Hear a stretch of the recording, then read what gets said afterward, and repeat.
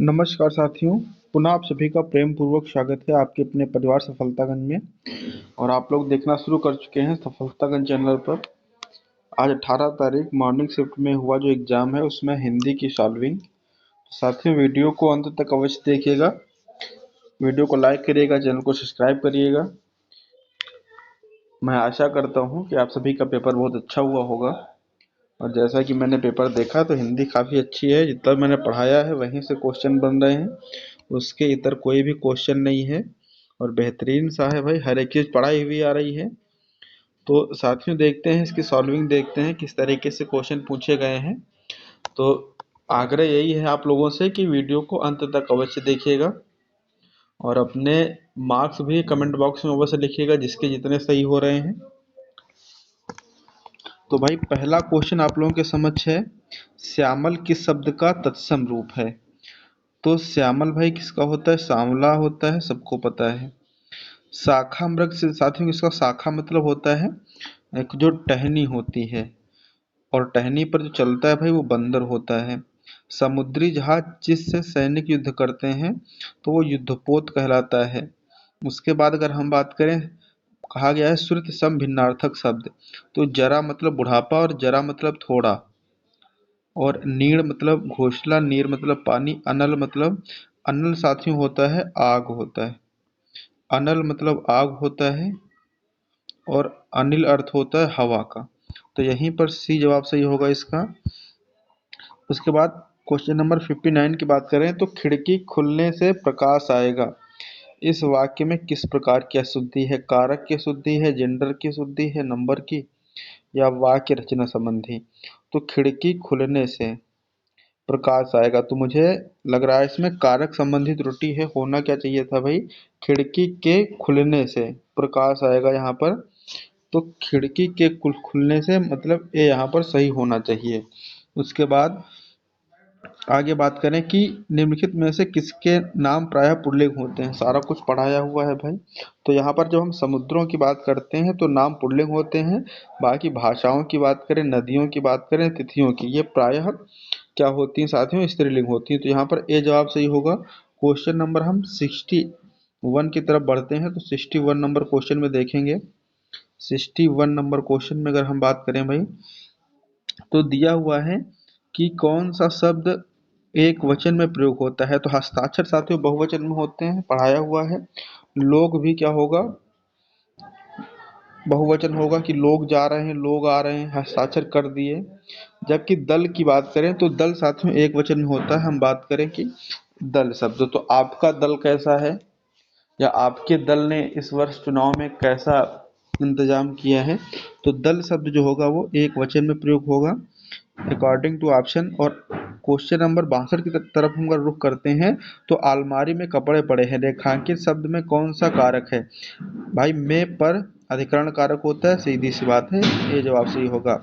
बनाकर में शब्द में कौन सा प्रत्यय है?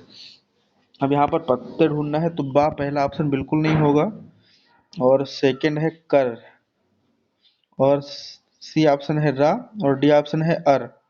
तो भाई इसमें क्या होगा, इसमें भाई होना चाहिए तो बी ऑप्शन यहाँ पर करेक्ट होना चाहिए। बी ऑप्शन यहाँ पर करेक्ट होना चाहिए। बाकी ये थोड़ा सा देखना होगा इसमें क्या सही माना जाएगा। उसके बाद क्वेश्चन नंबर 64 की बात करें तो तरावट। तो तरावट में मूल शब्द बताना है और प्रत्यय बताना है। तो तरावट मतलब सबसे पहले जो मूल शब्द होता है वो तर, तर प्लस आवट बनाएंगे तो तरावट हो जाएगा। तो 65 में डी सही हो जाएगा, मिलाते रहिएगा आप लोग। उसके बाद क्वेश्चन नंबर 65 की बात करें हम, तो 65 में दिया हुआ है आराम कुर्सी, कौन सा समास है? तो आराम के लिए कुर्सी होगा भाई, डी जवाब सही हो जाएगा। लक्ष्य का तद्भव रूप है, लक्ष्य का तद्भव रूप है। तो यहाँ पर भाई बताना है लक्ष्य का तद्भव रूप है, मतलब लक्ष्य जो है वो तत्सम है, इसका तद्भव क्या होगा? तो भाई हमने तत्सम तद्भव में पढ़ाया है कि जो छतरी वाला छा होता है इसके स्थान पर तद्भव जब होता है तो खा हो जाता है। तो यहाँ पर ए जवाब इसका सही होना चाहिए, लक्ष्य का लख होगा। उसके बाद हम आगे बात करें तो नेक्स्ट क्वेश्चन की तरफ बढ़ते हैं। क्वेश्चन नंबर 67 की तरफ बढ़ें। तो भाई जैनेंद्र में संधि विच्छेद करना है आपको। तो जैन प्लस इंद्र होगा, यहाँ पर डी जवाब सही हो जाएगा इसका। विवरण चिन्ह कौन सा है? तो बी जवाब होता है, विवरण चिन्ह ये होता है आपका।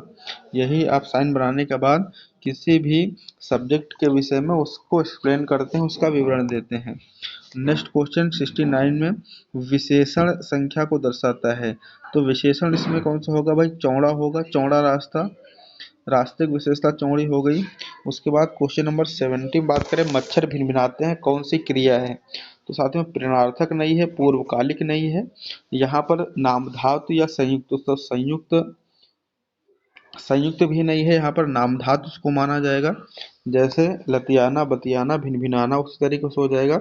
और अगर यहाँ पर नामधातु न दिया होता तो ये अनुकरणात्मक क्रिया हो जाती, क्योंकि अनुकरणात्मक क्रिया में क्या होता है, जब कोई वास्तविक या काल्पनिक ध्वनि क्रिया के तरीके से प्रयोग की जाए तो उसे अनुकरणात्मक क्रिया कहते हैं। लेकिन अकॉर्डिंग टू ऑप्शन यहाँ पर जो बेटर होगा वो डी ऑप्शन करेक्ट होगा।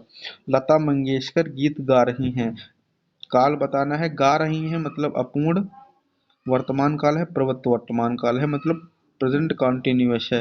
मजदूरों द्वारा पेड़ काटा गया, इस वाक्य का वाच्य होगा। तो भाई द्वारा लगा है मतलब कर्मवाच्य होगा, इसका सी जवाब सही होगा।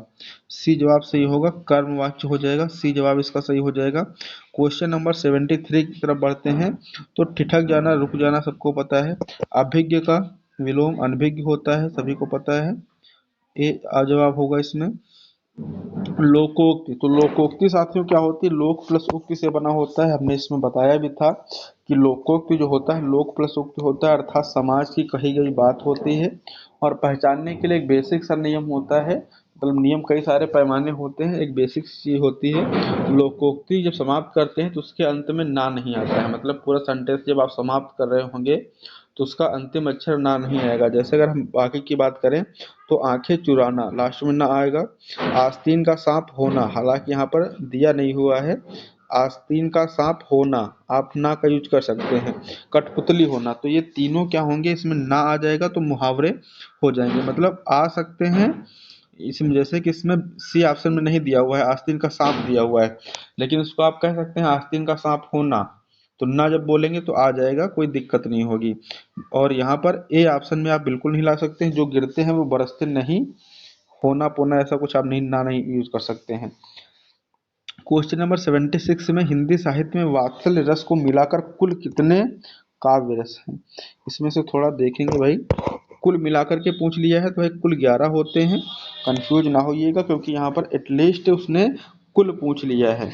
अगर पूछता कि वात्सल्य को मिलाने के बाद कितने बनेंगे तो भाई 9 होते हैं, 10 हो जाएंगे, लेकिन इसने पूछा कुल, तो आई थिंक यहाँ पर 11 ही होने चाहिए। संबंधवाचक भाई जो सो होता है, तो यहाँ पर जिसका, जो सो, ये तीनों हो जाएंगे, नहीं है तो आप सी ऑप्शन यहाँ पर लगाएंगे। और भाई यहाँ पर अबाड़ी कबाड़ी वाले चिल्ला रहे हैं कूड़ा कचरा खरीदते हुए, तो थोड़ा सा आवाज़ उनकी आएगी, ध्यान देना, क्योंकि ये बहुत डिस्टरबेंस होता है, कभी सब्जी वाले आते हैं, कभी कूड़ा वाले आते हैं, कभी कबाड़ी वाले आते हैं, कभी मेरठ की कुछ मशहूर बेचने आते हैं, पता नहीं क्या क्या बेचने आते हैं। तो खैर कोई बात नहीं, सब अपनी जीविका चलाते हैं। नेक्स्ट अगर हम आगे बात करें 77 के बाद, तो नील गगन सा शांत हृदय, तो हमने भाई इसमें भी पहचानने के लिए बताया था, जहाँ पर योजक चिन्ह के बाद सा समान सदृश जैसा तैसा वैसा लगा हो अर्थात उपमा अलंकार है। उसके बाद हरि शब्द के कौन सा नहीं है? तो भाई हरि जो होता है सूर्य का होता है, सिंह का भी होता है, और में भी दूध का ही होता है, यहाँ पर सर्प नहीं होगा, तो यहाँ पर भाई बी ऑप्शन सही हो सकता है। दोहा रोला को क्रम से मिलाने से, तो भाई दोहा और रोला के मिलाने से डी आर जो होती हैं वो कुंडलियाँ होती हैं, मतलब डॉक्टर, तो कुंडलियाँ हो जाएंगी यहाँ पर। नेक्स्ट अब हम बात करते हैं पैसेज में, तो पैसेज में क्या दिया हुआ है उसको ध्यान से पढ़ेंगे, उसके बाद बताएंगे। भाई बड़ा आसान सा पेपर है, कोई दिक्कत नहीं है, एक आध क्वेश्चन तो खैर सभी से गलत होंगे, उसमें कोई दिक्कत वाली बात नहीं है। पढ़ते हैं भाई।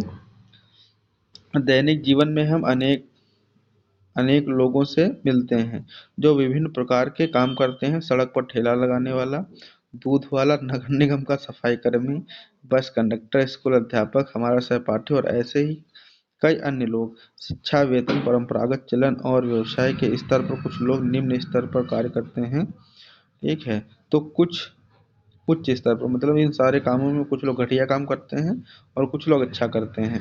एक माली के कार्य को सरकारी कार्यालय के किसी सचिव के कार्य से अति निम्न स्तर का माना जाता है। मतलब कहने का आशय है कि जब कोई माली किसी ऑफिस में काम करता है तो उसको निम्न स्तर का मानेंगे, जबकि वहाँ जो बाबू होगा या जो उच्च अधिकारी होगा वो उच्च माना जाएगा। किंतु यदि वह अपने कार्य को कुशलतापूर्वक करता है और उत्कृष्ट सेवाएं प्रदान करता है तो उसका कार्य उस सचिव के कार्य से कहीं बेहतर है। कहने का आशय क्या है कि कोई काम छोटा या बड़ा नहीं होता है, धंधे से बड़ा धर्म नहीं होता है। वो वाली कहावत यहाँ फिट हो रही है। तो आगे क्या कहा गया है, बेहतर होता है जो अपने काम में ढिलाई बरतता है। मतलब कोई चाहे प्रधानमंत्री हो, अगर वो अच्छे से काम नहीं करता है तो वो अच्छा नहीं है, उसका कार्य अच्छा नहीं है। और अगर कोई निम्न स्तर का कोई कर्मचारी, हालांकि निम्न काम में कुछ होता नहीं है, तो अगर वो कुशलतापूर्वक अपना कार्य करता है तो वो अच्छा है। उसके बाद बात करें तथा अपने उत्तरदायित्वों का निर्वहन करता है। क्या आप ऐसे सचिव को एक आदर्श अधिकारी कह सकते हैं? बिल्कुल नहीं कह सकते हैं। वास्तव में पद महत्वपूर्ण नहीं है, बल्कि महत्वपूर्ण होता है कार्य के प्रति समर्पण और भाव और कार्यप्रणाली में पारदर्शिता। तो अब देखेंगे भाई, इसके बेस पर हम यहाँ पर आंसर को टैकल करेंगे जो भी ऑप्शन दिए हुए हैं। क्वेश्चन नंबर 81 में कार्य प्रणाली की पारदर्शिता का तात्पर्य है। पारदर्शिता मतलब काम करने के ढंग में बरती गई स्वच्छ सोच। बी ऑप्शन है काम करने के ढंग में बरती गई कुशलता, काम करने के ढंग में बरती गई दृढ़ता, काम करने के ढंग में बरती गई चालाकी। वैसे तो सारे सही होने चाहिए, लेकिन अकॉर्डिंग टू ऑप्शन यहाँ पर बात की जाए तो कुशलता का जिक्र हो रहा है।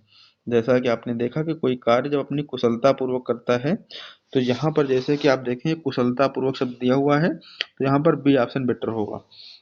उसके बाद नेक्स्ट 82 नंबर क्वेश्चन तरफ बढ़ते हैं। एक माली का कार्य सरकारी सचिव के कार्य से भी बेहतर है, और बेहतर कब है कि जब वो कुशलतापूर्वक कार्य करे। तो इसके अकॉर्डिंग यहाँ पर ऑप्शन को आपको टैकल करना है।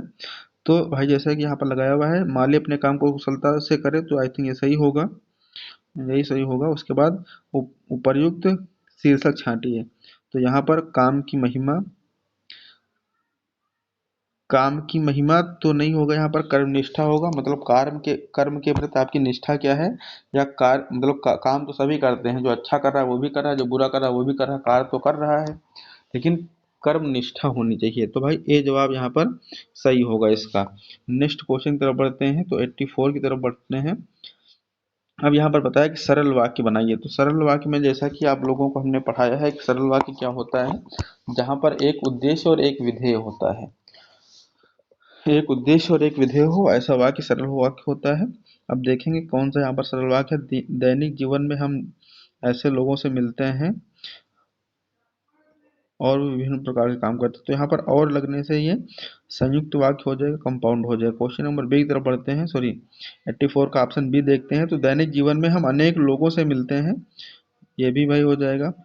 और लग गया है दैनिक जीवन में हम विभिन्न प्रकार के काम करने वाले लोगों से मिलते हैं। तो यहाँ पर किसी शब्द को किसी वाक्य को या उपवाक्य को किसी अन्य वाक्य या उपवाक्य से नहीं जोड़ रहे हैं।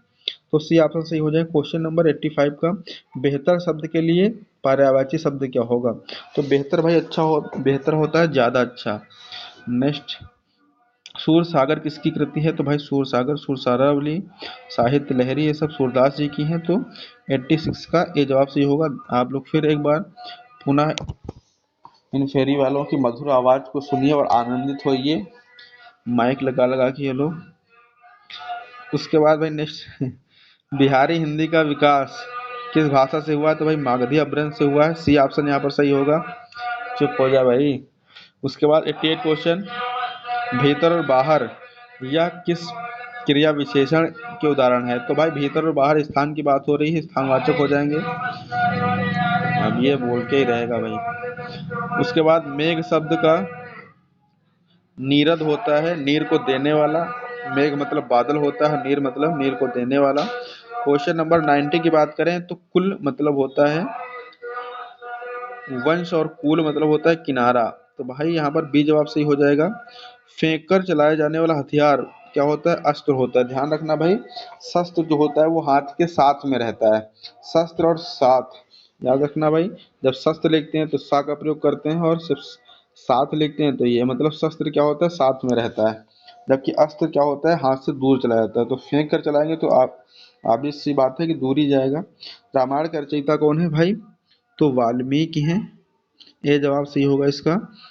92 क्वेश्चन ये हो जाते हैं, इसके बाद भी हैं नहीं भाई। तो ये 92 क्वेश्चन जो थे आपके जितने भी थे, 37 या 38 क्वेश्चन हिंदी की, वो बेहतर से बेहतर सॉल्विंग है। एक आध का भले ही ऊपर नीचे होगा, अन्यथा यहाँ पर आपके अगर 38 होंगे तो 36 क्वेश्चन लगभग सही होंगे।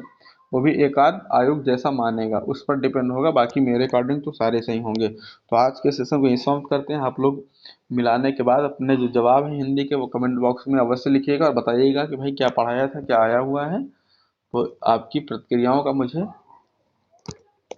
इंतजार है। मैं कमेंट बॉक्स में आप सभी की प्रतिक्रियाओं का इंतजार कर रहा हूँ। तो भाई कमेंट अवश्य करिएगा, लाइक करिएगा, सब्सक्राइब अवश्य करिएगा, दोस्तों तक भी शेयर करिएगा। तो आज के सेशन को यहीं समाप्त करते हैं, मिलते हैं आप लोगों से शाम की शिफ्ट में। और जैसा कि पेपर भाई ठीक ठाक आ रहा है, पढ़ने वाले के लिए अच्छा है और बेहतर है, मतलब कि जिसने भी तैयारी की है अच्छे से उसका परिणाम होना सुनिश्चित है, और जिसने नहीं की है तो उसके लिए कुछ कहा नहीं जा सकता है। तो खैर बस, जो जिन लोगों ने अच्छे से तैयारी किया है, अच्छा सा स्कोर बन रहा है। 110 115 समथिंग आप पहुंच रहे हैं। अगर पुरुष हैं 115, महिला है तो 110 से नीचे भी आएगा, 110 के अप्रॉक्स ऊपर नीचे हो रहे हैं दो चार नंबर, दो चार क्वेश्चन। तो आप अपना मतलब रनिंग वनिंग स्टार्ट करिएगा भाई। और यही समाप्त करते हैं, मिलते हैं आप लोगों से इवनिंग में। तब तक के लिए आप सभी का बहुत बहुत धन्यवाद। Thank you, all of you. जय हिंद, वंदे मातरम, भारत माता की जय।